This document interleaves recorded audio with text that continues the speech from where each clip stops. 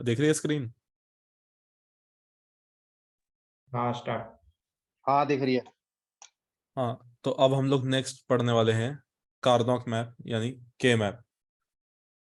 तो Boolean expression को represent करने के हमारे पास दो तरीके होते हैं। सबसे पहला तो होता है बूलियन अलजेब्रा। बूलियन अलजेब्रा होता है वंस और जीरोस के थ्रू। दूसरा होता है कार्नोक map. Carnot map is also commonly known as K-map, and it is a graphical representation that provides a provides a systematic method for simplifying the Boolean expression. To variable के map. जब हमारे पास दो variable होते हैं के map के, तो हम इसे ऐसे रिप्रेजेंट करते हैं ए और बी के थ्रू। टू वेरिएबल के map is drawn expression consisting of two variables. The number of cells in two variable के map is 2 raised to the power 2, that is 4 cells। तो 2 की पावर n से हम लोग डिनोट करते हैं कि कितने हमारे बॉक्सेस होने चाहिए या कितनी हमारे पास टोटल एंट्रीज होनी चाहिए। इससे हमें पता चल जाता है अगर हमारे पास 3 एलिमेंट्स है तो 8 हमारी एंट्रीज होंगी। इसको हम कैसे रिप्रेजेंट करते हैं? या तो हम लिखेंगे 0 1 2 3 ऐसे करके, जहाँ पे ए और बी, इसमें B not B, A not A ऐसे होता है। हमें इसका ऑर्डर ध्यान रखना है। सबसे मोस्ट इंपॉर्टेंट होता है हमारा ऑर्डर। जैसे यहाँ पे चल रहा है, इसमें हम लोग अगर कंपेयर करें, एक बार मैं 3 वेरिएबल के मैप के थ्रू बता देता हूँ कि ऑर्डर किस तरीके से हम लोग देखते हैं। जैसे यहाँ पे है 3 वेरिएबल के मैप, हम लोग बी नॉट सी नॉट यानी 0 से 1 पे गए, फिर हम लोग बी नॉट सी पर गए यानी हमने एक बिट का चेंज करा। देन हम लोग गए बी सी पर। हम यहाँ से बी सी नॉट पे क्यों नहीं गए? क्योंकि हम लोग हमेशा 1 बिट का डिफरेंस शो करते हैं। तो अगर मैं यहाँ पे बी सी नॉट कर देता तो 2 यूनिट चेंज हो जाती। एक तो बी को कन्वर्ट करना पड़ता और फिर सी को कन्वर्ट करना पड़ता, जो कि सही नहीं है। इसलिए मैंने किया बी सी, देन मैंने एक और यूनिट का चेंज करा, एक और बिट का, फिर हुआ बी सी नॉट। इस तरीके से हम लोग डिनोट करते हैं और स्टार्टिंग हमेशा 0 से होती है। तो ए नॉट हमारा 0 रिप्रेजेंट करता है, तो ए नॉट से ए। सेम चीज हम लोग इसे बिट फॉर्म में भी लिखते हैं 0 0 0 1 1 1 1 0। जैसा कि मैंने ऊपर समझाया था, यहाँ पे हम देख सकते हैं यहाँ से एक बिट का डिफरेंस आया। अब 0 को मैंने 1 बना के एक बिट का डिफरेंस दिखाया और फिर 1 को 0 बनाया, एक बिट का डिफरेंस आया। ये चीज क्लियर है कि हम लोग इसका ऑर्डर कैसे लेते हैं, क्योंकि ये बहुत इंपॉर्टेंट है। अगर हमारा ऑर्डर गलत हुआ तो के मैप भी गलत हो जाएगा। ऑर्डर क्लियर है सबको? हाँ हाँ क्लियर है। ऐसे ही हाँ हमारा क्लियर जब है। आगे चलता है तो 4 वेरिएबल के मैप आता है। कोई रोल ये हमारा 4 वेरिएबल के मैप है। इसमें 2 raised to the power 4 यानी 16 सेल्स हैं हमारे पास।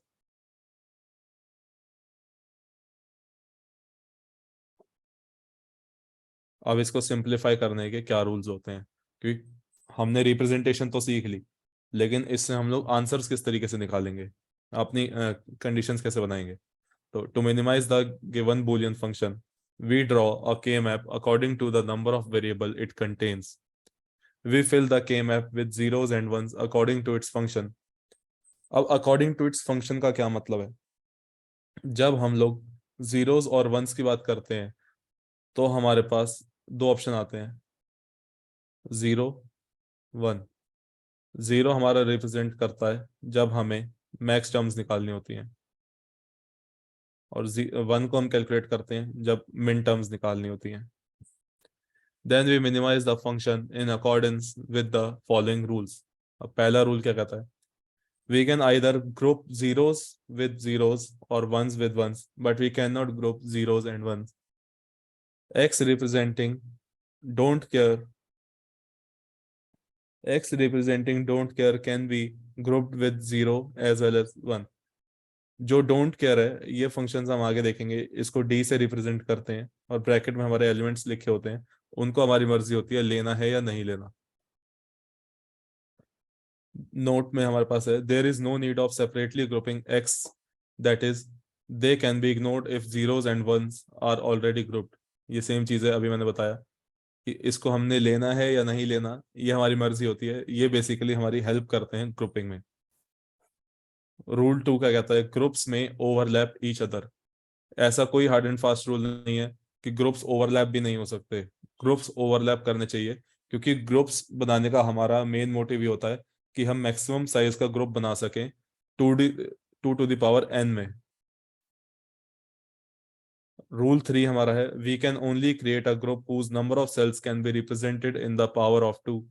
अभी हम लोग यही बात कर रहे थे। In other words, a group can only contain 2 to the power n, that is 1, 2, 4, 8, 16 and so on. अब यहाँ पे क्वेश्चन आना चाहिए कि हमने 1 को क्यों कंसिडर किया।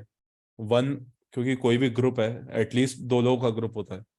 लेकिन अगर मेरे पास यहाँ पे कोई एलिमेंट होता, लेट सपोज यहाँ पे मेरे पास 1 होता और यहाँ पे कुछ भी नहीं है, तो मैं इसको किसके साथ ग्रुप करूंगा? इसके साथ ग्रुप करने के लिए कुछ भी नहीं है, लेकिन मेरे को बिट लिखनी तो पड़ेगी। इसलिए 1 को भी हम लोग एज अ ग्रुप कंसिडर करते हैं। तो हो गया ना 2 to the power 0। हाँ। फोर्थ रूल हमारा क्या कहता है? Groups can be only either horizontal or vertical. We can not create groups of diagonal or any other shape. Rule 5, each group should be as large as possible. यानी अगर हम लोग groups बनाने जा रहे हैं, जैसे ये वाला एग्जांपल लिया है, यहाँ पे हमारे पास टोटल 7 बिट्स हैं। इससे हमने 2 2 बिट्स के 4 एग्जांपल बनाए। क्या हम इसको और एक्सपेंड कर सकते थे? हाँ। तो हमने क्या किया, इसको बना दिया 4 का ग्रुप, इसको बना दिया 4 का ग्रुप, और इसको 2 का ग्रुप बना दिया। क्या इससे बड़ा ग्रुप बन सकता था? तो आंसर आता है हाँ, इससे बड़ा ग्रुप भी बन सकता था। कैसे?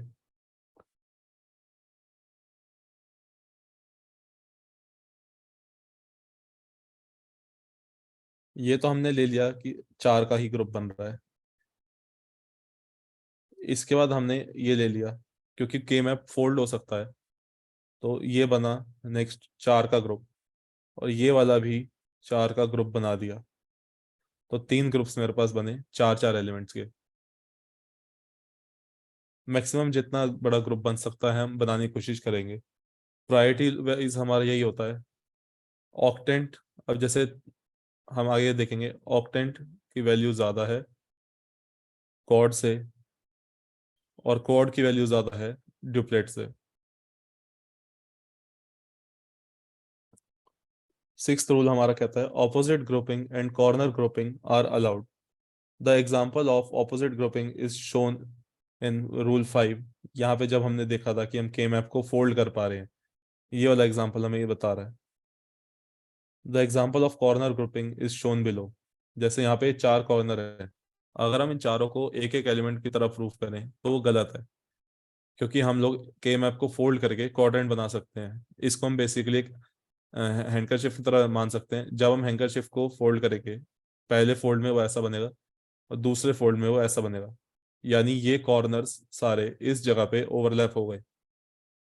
तो जब वो ओवरलैप हो रहे हैं तो हमने उनका एक ग्रुप बना दिया, ये बना हमारे पास quadrant. Rule 7, there should be as few groups as possible. अब ये हमारे ऊपर के पॉइंट्स को ही सेटिस्फाई कर रहा है। जैसे हमने यहाँ पे बोला कि जितने बड़े ग्रुप बनने चाहिए, जितने बड़े ग्रुप बन सकते हैं हमें वो बनाने हैं। तो जब ज्यादा बड़े ग्रुप बनेंगे तो ऑटोमेटिकली नंबर ऑफ ग्रुप्स कम हो जाएंगे। इसीलिए हम लोग रूल को एक बार दोबारा डिफाइन करते हैं। अब यहाँ पे हमारे 4 ग्रुप्स थे, लेकिन हमारा काम कितने ग्रुप्स में हो रहा है?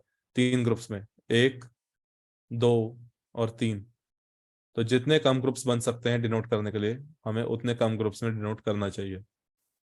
अब हम लोग इससे रिलेटेड एक एग्जांपल देखते हैं। Minimise the following Boolean function. ये हमें फंक्शन दिया हुआ है, फंक्शन में प्रेजेंट है ABCD, यानी 4 एलिमेंट्स हैं। सम ऑफ m 0 1 2 5 7, ये हमारे एलिमेंट्स दिए हुए हैं। जहां जहां पे हमारे एलिमेंट्स प्रेजेंट होंगे, सबसे पहले तो हम अपना के मैप बनाएंगे।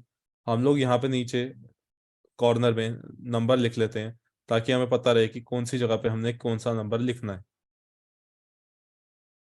अब हमने सारे एलिमेंट्स को फिल कर दिया, जहां पे कोई एलिमेंट नहीं था हमने वहां पे जीरो लिख सकते थे या इसको खाली छोड़ सकते थे, क्योंकि जीरो को वैसे भी हम काउंट नहीं करने वाले, तो इसको खाली छोड़ दिया। अब इसकी हमने ग्रुपिंग शुरू की, जितने पॉसिबल ग्रुप्स थे हमने सारे ग्रुप्स बनाए। यहाँ पे हम लोगों ने इसे डिनोट किया कि किस तरीके से ये मिनिमम एक्सप्रेशन बन सकता है। Thus, the minimized Boolean expression is BD plus C dash D plus B dash D। अब अगर हम ऊपर देखते हैं इस रिप्रेजेंटेशन से, ये वाली रिप्रेजेंटेशन काफ़ी आसान है क्योंकि ये छोटी है और हमें पता चल जाता है कौन सी बिट्स यूज हो रही हैं। ये एक और एग्जांपल है।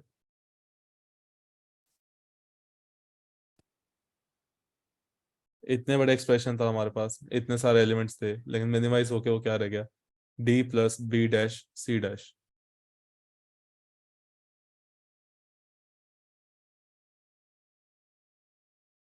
ये भी सिमिलर एक एग्जांपल है।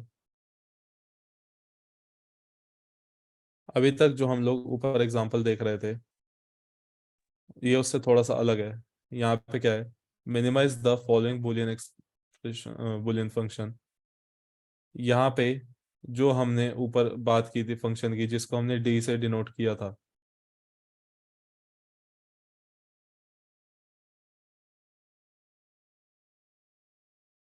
एक मिनट में दिखाता हूँ।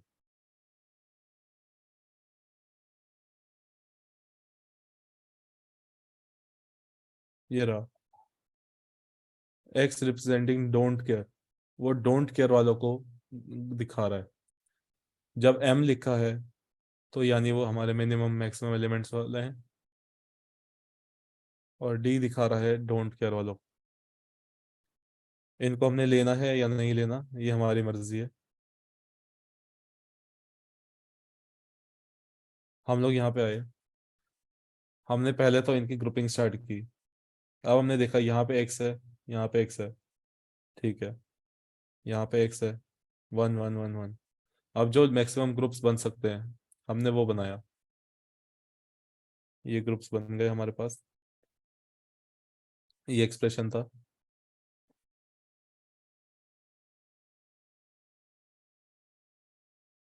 ये हमारा अभी तक एसओपी चल रहा है।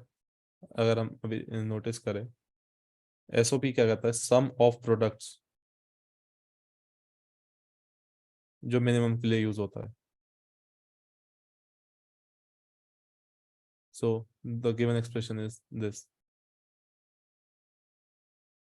ये एक और सिमिलर एग्जांपल है जैसा भी हमने ऊपर सॉल्व किया।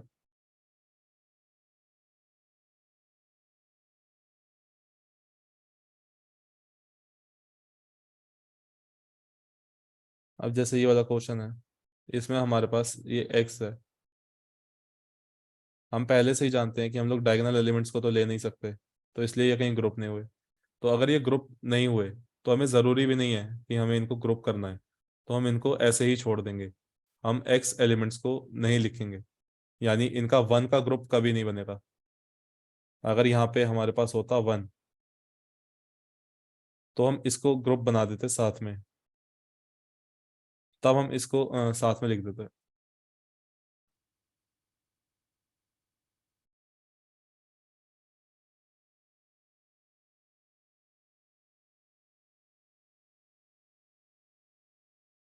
यहाँ पे एक चीज बताओ मेरे को, हम लोग कोड क्यों नहीं ले रहे?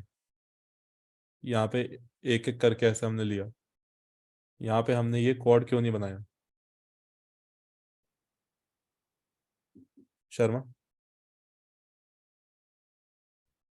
हम्म यहाँ पे इस क्वेश्चन क्योंकि में हमें हमने ग्रुप बनाने थे बाकी सबके साथ। क्या, ग्रुप बनाने थे ना बाकी सबके साथ, वरना वो रह जाते, वो आपस में ज्वाइन नहीं हो सकते हैं, इसलिए लेकिन क्वाड हमें तो बने हैं। ये बताया गया है कि ओवरलैपिंग अलाउड है और मैक्सिमम साइज बनना चाहिए, तो ये तो फिर भी क्वाड बन जाता। मेरा मतलब है कि चार ये बना दिए, ठीक है, क्वाड क्यों नहीं बनाया? ये चारों क्यों नहीं यूज कर रहे? हम्म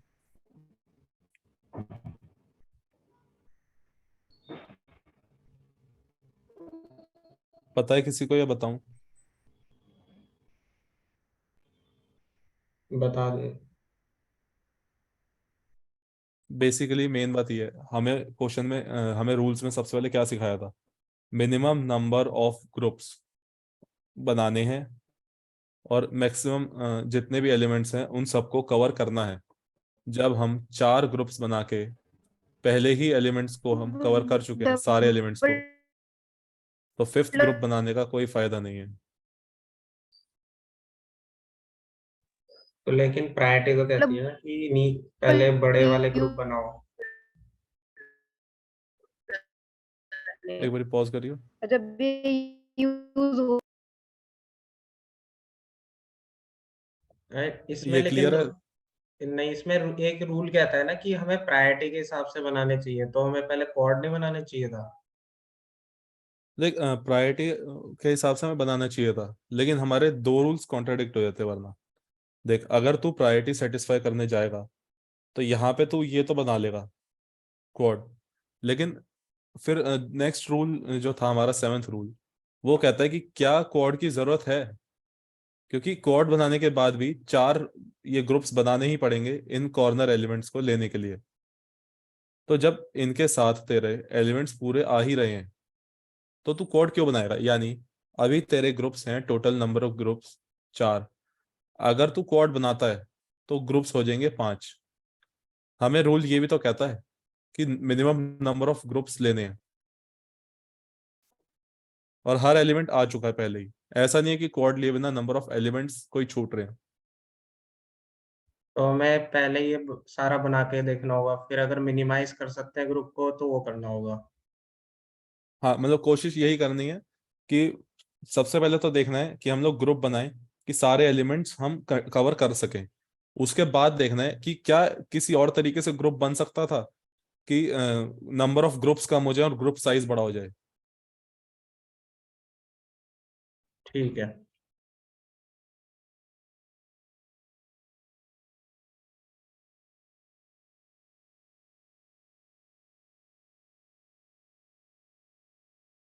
अब ये क्वेश्चन है हमारे पास।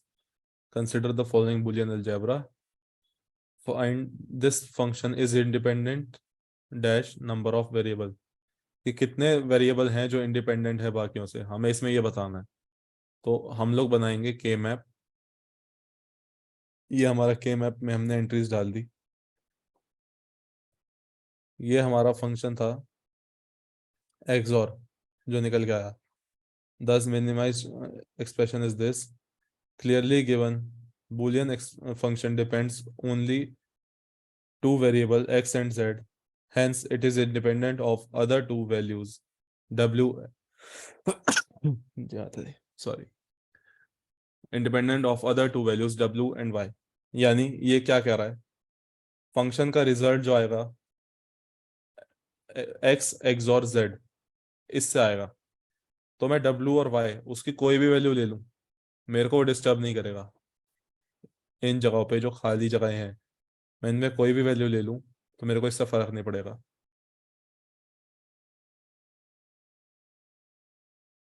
ये सो एक्सॉर के लिए क्या कोई प्रॉपर्टी लगी है बनाने के लिए? नहीं, प्रॉपर्टी नहीं लगी।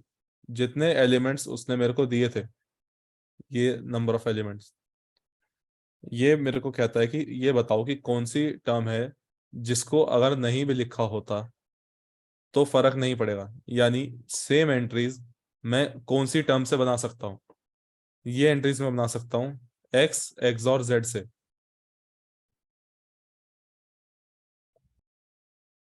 ये देख, यहाँ पे ये समझ आया कि हमने यहाँ पे इसको मिनिमाइज किया था। मिनिमाइज करके x Z dash plus x dash Z आया। अगर तेरे को ये नहीं पता कि इसको हम एक्सॉर बोलते हैं तो तू सिर्फ इतना लिख दे, यहाँ पे आंसर छोड़ और आगे लिख दे, clearly the given boolean algebra depends on only two terms x and z, hence it is independent of other two variables w and y। यानी w और y मेरे को इसमें कोई भी राइट नहीं, कोई भी डिस्टर्बेंस नहीं दे रहा। जैसे यहाँ पे w है, ये w कांस्टेंट है, ये वेरिएबल नहीं है। y भी मेरे को दिक्कत नहीं दे रहा।